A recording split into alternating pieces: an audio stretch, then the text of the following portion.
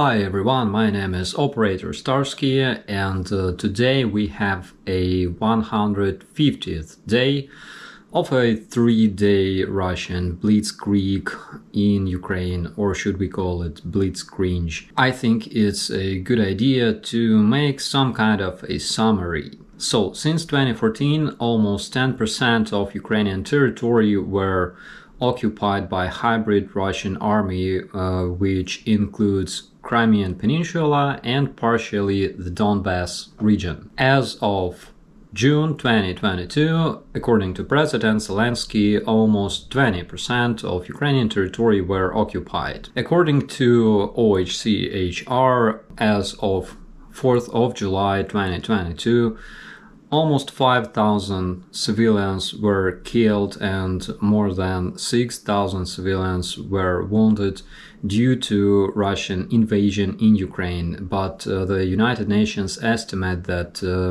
this number might be considerably bigger because the number of civilian casualties in Russian occupied areas at this point cannot be estimated. In 150 days of their invasion in Ukraine, Russian terrorists have lost, according to different estimates, between 15,000 and 39,000 men dead, including high-ranked officers as well as their generals, such as Major General Andrei Sukhovetsky, Major General Andrei Kolesnikov, Major General Oleg Mityaev, Lieutenant General Yakov Ryazantsev, Major General Vladimir Frolov, Major General Andrei Simonov, Major General Kanamat Batashov, and Lieutenant General Roman Kuznetsov. Those are confirmed kills. As for the rest, we have not confirmed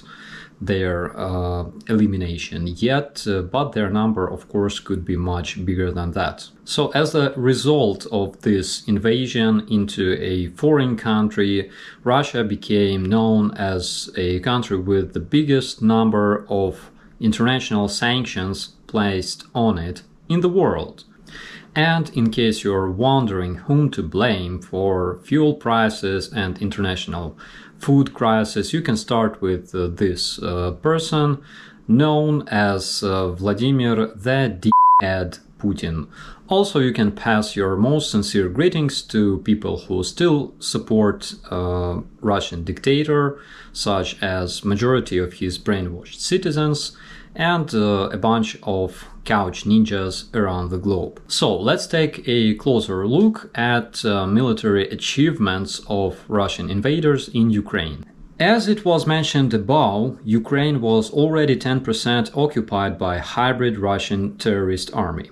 On 24th of February 2022, Russia attempted to take major cities like Chernihiv, Sumy, Kharkiv, Dnipro, Zaporizhia, Mykolaiv, Kherson, Odessa, and of course the capital of Ukraine, Kyiv. Using prevailing number of vehicles, artillery, tanks and aircraft fully supported by the Belarusian dictator Lukashenko, Russians attempted to take control of Hostomel airport to develop their advance towards Kyiv, claiming that Ukraine will fall in just 3 days. After a month of absolute massacre, losing sometimes about 1,000 soldiers per day, Russians realized that they won't be able to keep north of Ukraine under control, because by the end of March, Ukrainian armed forces managed to accomplish operative encirclement of Russian troops in the northern part of Kyiv region. Also, Russians realized that their eastern front was under threat of collapse as well. That's why they conducted a complete withdrawal from the Kyiv region, which let Ukrainian armed forces completely liberate the whole northern Ukraine, which again took our army just about a month into this invasion. After withdrawing their men from northern Ukraine, Russians concentrated majority of their troops on the Donbass. Despite the fact that most of their army, most of their vehicles and artillery were concentrated on the east, it took them almost 4 months to take the regional center of Rubizhne, Severodonetsk and Lysychansk. It also took Russian army 3 months to take Mariupol, literally razing mentioned cities to the ground.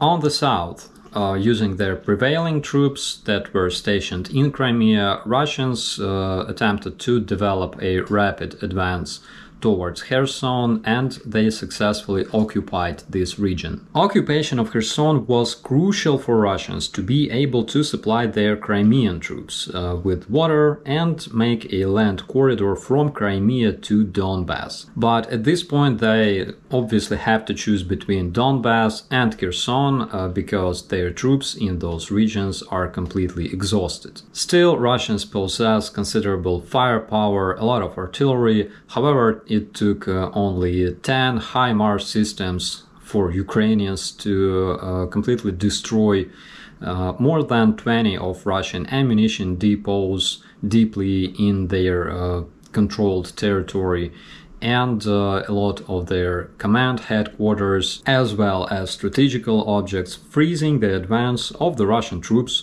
and forcing them to switch from offensive to defensive operations. Currently, about 2,000 Russian troops are surrounded in the area of Vysokopilya, it's north of Kherson region, and they constantly ask Ukrainian armed forces about the Green Corridor to be able to withdraw their men, and we'll keep our eye on this.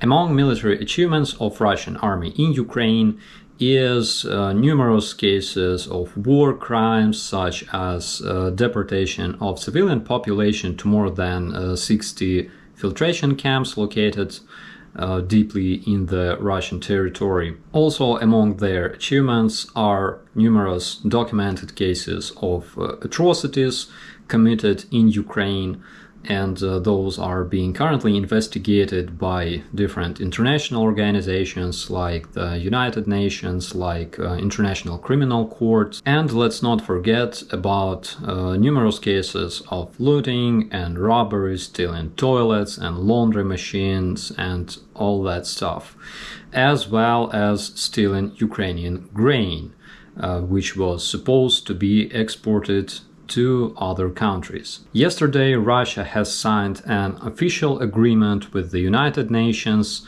with Turkey and Ukraine to ensure that Ukrainian grain is brought to the world, but in less than 24 hours after signing this agreement, Russian occupiers conducted a missile strike targeting docks in Odessa, targeting those facilities containing grain.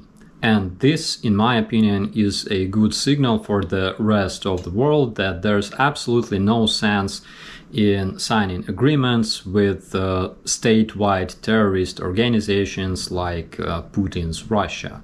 And also other cities like Kharkiv and Kropyvnytsky were hit by Russian missiles this very morning. Traditionally, I would like to finish my video with a positive note, so recently I've asked you guys to send me videos and pictures dedicated to support of Ukraine, and in just 3 days I managed to collect 300 emails containing those videos and pictures, and I'm sure that everybody would like to see them because they're absolutely amazing. My name is Operator Starsky. Thanks for watching.